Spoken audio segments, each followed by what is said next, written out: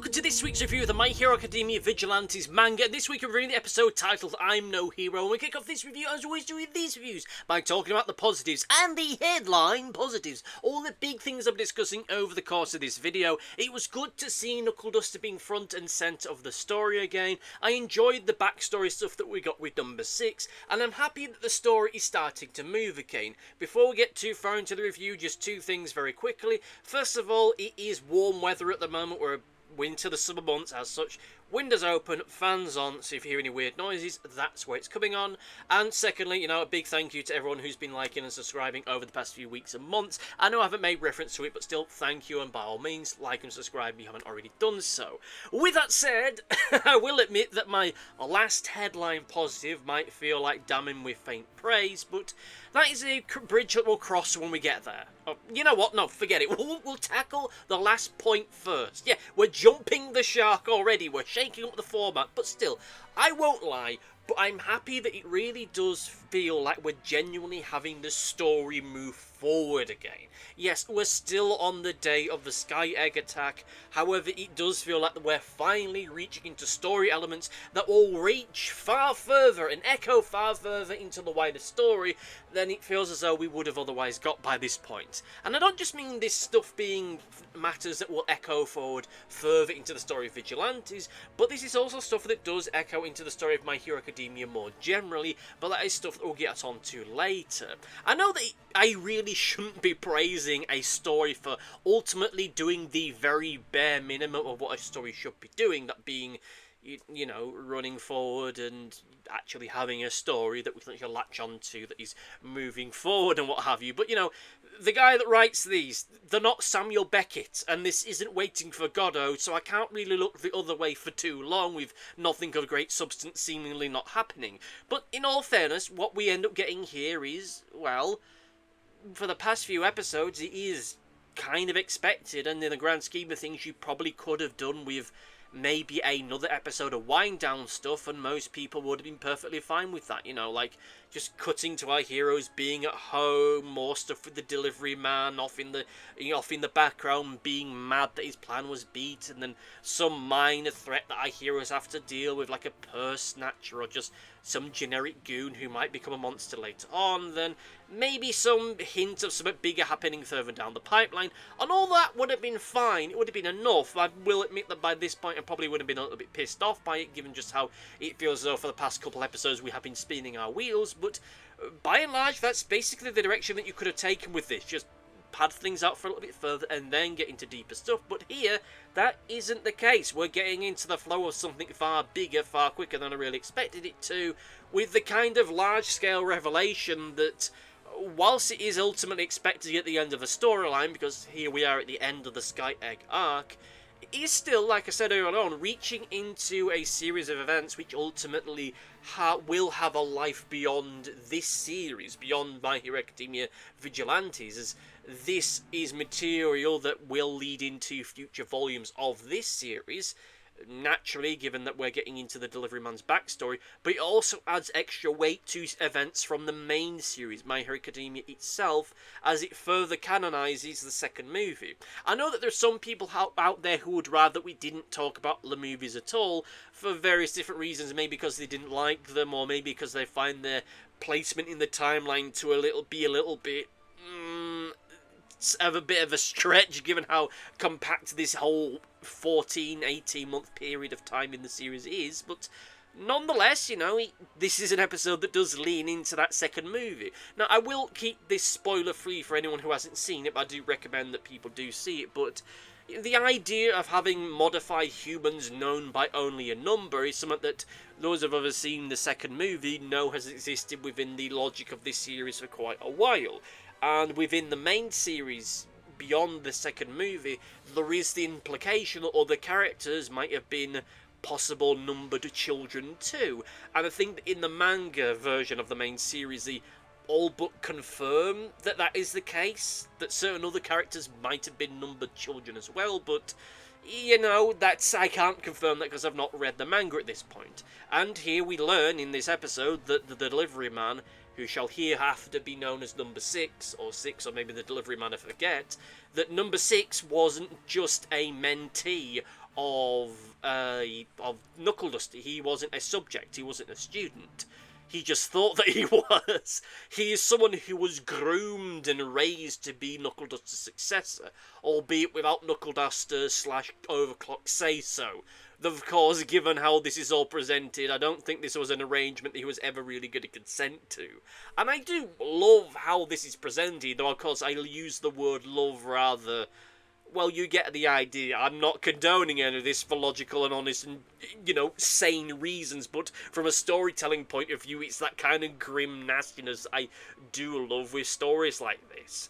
One of the things I really do like about the presentation of is that when we get into those flashbacks of Number 6 and when they were a child, they have such a non-existent sense of self and self-identity outside of being O'Clock's successor that when we see them in those flashback sequences, Number 6 is just depicted as this blob thing, this entity that looks like it should be coming out of a program for toddlers, teaching them about colours and shapes and numbers. And I know that, let's be honest, they won't do this, but if I was adapting those scenes for television, I'd do them in stop motion, really make it look like something out of a kid's show. Maybe lean into almost a little bit of the don't hug me, I'm scared about it, Present something that looks at first like it's going to just be a cutesy kiddie thing, even though it has this darker element to it, so that when the moment comes when he decides to make himself look more like his mentor,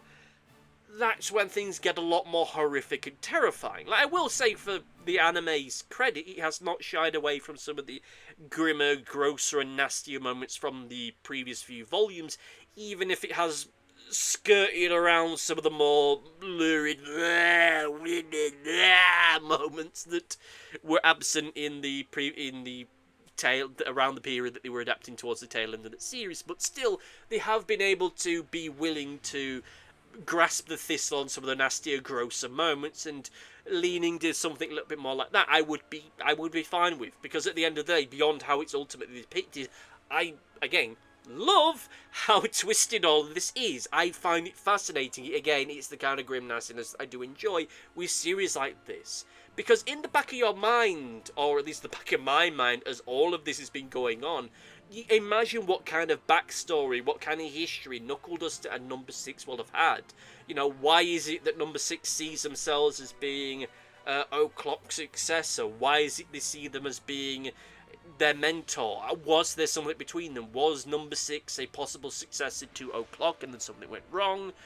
What happened between the two of them, we don't know. And even if at the end of the day it was kind of like that bit in The Incredibles with the kid who wants to become Mr. Incredible's successor but then doesn't do it and becomes a bad guy, or even like the tornado guy from the main series who got snubbed by Endeavour for an autograph, like, even if at the end of the day it was something rather petty in the grand scheme of things, it would just go that little bit further to underline just how twisted and nasty this guy is. Because at the end of the day, we end up getting something that is undeniably uncomfortable and tragic. Because, let's be honest here, Number 6 isn't a villain because he chose to be one.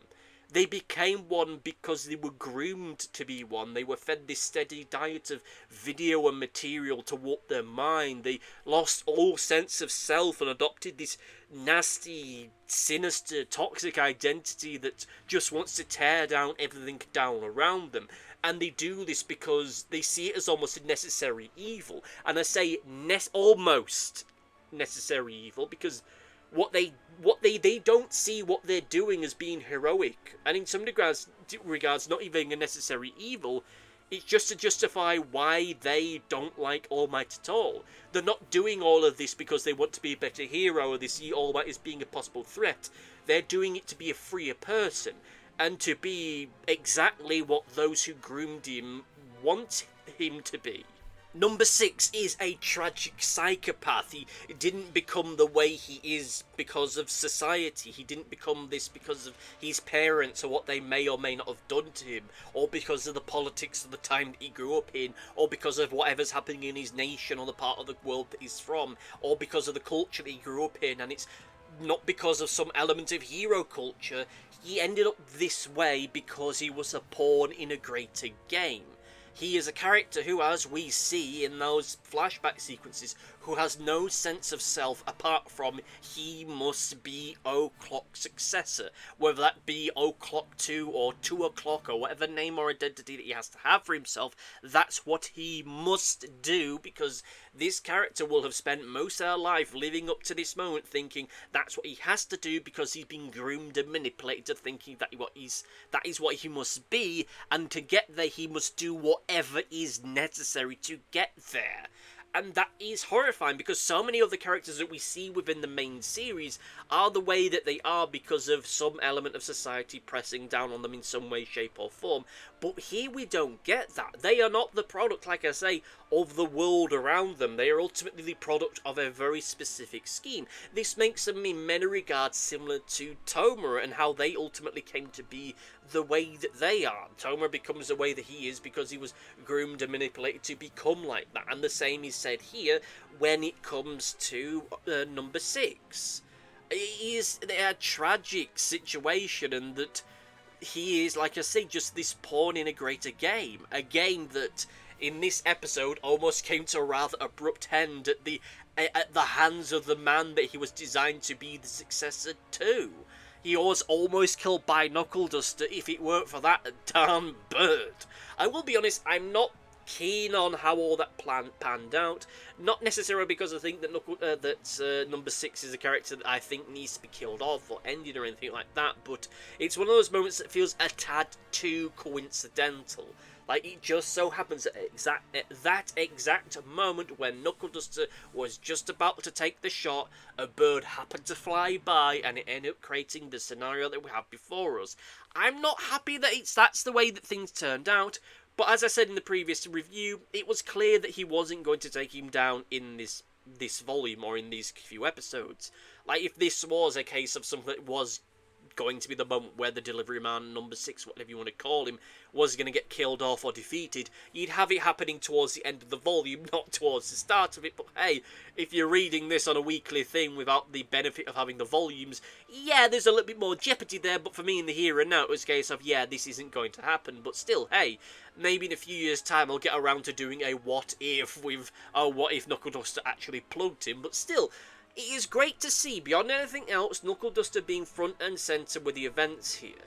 Because if nothing else, they're treating him more like an experienced and tactful fighter, more so than the early volumes really got across. Now that might be because the story in those early stages was a lot more in flux. They had yet to decide that he was going to be a former pro hero, and if he was, how he came to be and where he is, and who the villains he would end up being connected to would end up being. But you know, in those earlier volumes, he was presented as being more of a loose cannon. As I've said in the past, Batman, but without the subtlety and without the tactics, or without the wealth and the gadgets as well. But that might well have changed when O'Clock and all that kind of stuff came into the spectrum of it all. And it is great to see him actually using the knowledge and the experience of being a pro hero in a way that's a lot more overt than necessarily got before him. Like I say, up until this moment, or well, he's for the 9 times out of 10, he has been shown as being a rather brash, straight to the point, almost berserker-like entity. Someone who just takes the very direct, very deliberate, knock him down and then deal with the aftermath after the fact kind of character. Shoot first, ask questions later is the phrase I probably should have used, but you get the idea. Here we see him being a lot more skillful, a lot more tactful, and using the experience he will have got during his time as a pro hero and bringing that to the fore. Even though ultimately number 6 catches him on the back foot, you can definitely see that Knuckle Duster is trying his best to take him down and using every little bit of training and experience that he has to try and do that. He's letting number 6 talk. He's doing this because number 6 has taken this rather grievous injury that he's only going to continue making him bleed and maybe bleed out, and if not, then that might weaken him enough to make the fight coming up a lot easier, a lot more straightforward.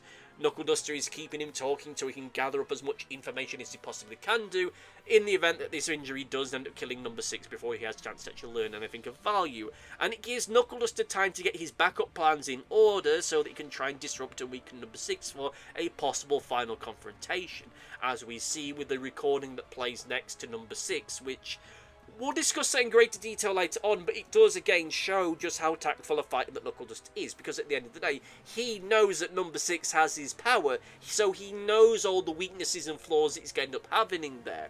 I will admit that the whole thing of anime characters describing their plans out loud to who they're fighting to does mean that this weakness is going to be one that's going to be overcome in the not too distant future, but nonetheless, I still think that he's still done well for what it is. It creates that skill and it helps to demonstrate just how skillful and experienced a Knuckle Duster is as a genuine hero, or was when he was a hero. And for the audience, this does have the benefit of helping us learn about number 6 and their relationship with Knuckle Duster and how all that came to be and how they came to be in the place that they are.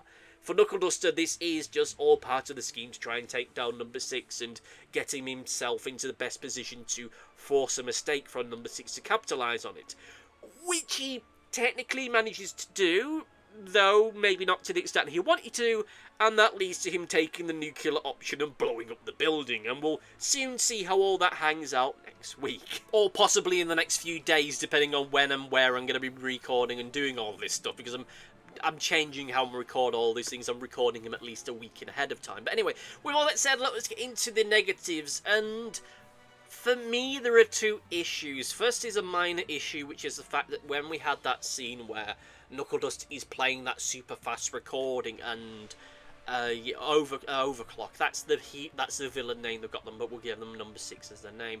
What that number 6 is listening to, it's just this panel with all these little speech bubbles and such, just peppered all over it, with just this barrage of just thick, deep text, and I don't like that. Like, I get the idea in hindsight what they're trying to do with that bit, but it just felt so clumsy and so hard to read, especially for someone like me that does suffer from dyslexia. We just have this absolute bloody, just this avalanche of just verbal diarrhea thrown into the panel, which I'm there trying to read through to understand, because maybe some of this is important, maybe some of this is reflecting upon the mental state of one character or another, but in the end, it's just a distraction thing. Okay, great and good. I'm sure this is something that will work a lot better in the context of an anime, more so than it will do within the context of a manga, but yeah, didn't think that really worked.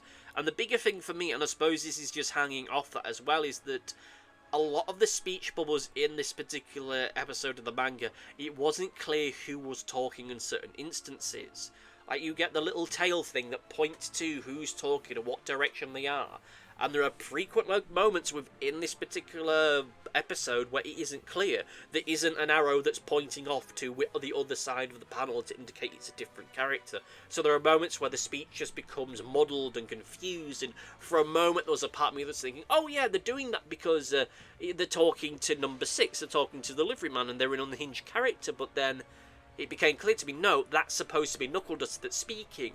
Oh, why wasn't that made clearer? I understand that they are somewhat limited because they're trying to make this fit into the original shape and form of the pre-existing artwork and the pre-existing speech bubbles, but I think that is frankly no excuse to just put a little bit of a tail to make it clear as to who's speaking. Would have gone a long way to make this volume better, but still, or rather this episode better, I should say, but still, nonetheless, getting to the overview, I think that this was a great episode. It was grim and dark in all the ways I like it to be. I'm interested to see how they will end up adapting this when we get to the anime later on. There is a part of me that now, thinking about it, is worried that this will be like the big final confrontation of the second season, which means you'll have 2 seasons on the bounce, which ultimately end with Knuckle Duster getting into some big final confrontation. I mean, not quite, because at the end of the day we had the fun little bit with Captain Celebrity and co in the anime, but still, you get the idea. It's going to feel a little bit too repetitive, maybe not, but we'll soon see. But still, great episode. I'm interested to see where this goes next week, but with all that said and done, let's get into Comment Corner!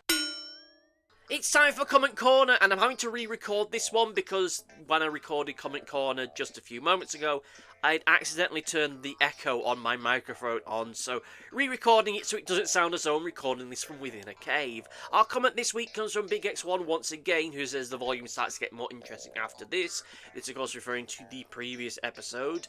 But Knuckle Duster with a sniper's rifle made me laugh when I first read this volume. Thank you for your comment, and I'll just say first of all here and now that I am watching these, I am recording these videos like a week ahead of time, so I'm already recording my review for the next episode, so it certainly is getting more interesting after this particular moment, or rather after the time that you recorded, you wrote your comment, but still, I don't think I had quite the same reaction when I saw Knuckle Duster come into this, because I thought that he would end up being not seen until we actually jumped back forward to the stuff in Hong Kong, and when I saw him with the sniper's rifle, I did have to do a double take, because I didn't think he'd be this well definitive when it comes to his solutions to certain problems, but still interesting to see him do it nonetheless, and well, we'll discuss where all that goes next week. Let me know what you thought about this one down in the comment section below, whether you love this one, whether you hate this one, anybody, everybody, leave a comment, leave a like, leave a subscribe, thank you very much. But between then and now, say thank you for listening, thank you for watching, and see you next time. Goodbye. Thanks for watching. Be sure to like, favourite, subscribe, click the bell, and do all the YouTubey stuff that YouTube wants you to do. Go on, it'll do me a power of good.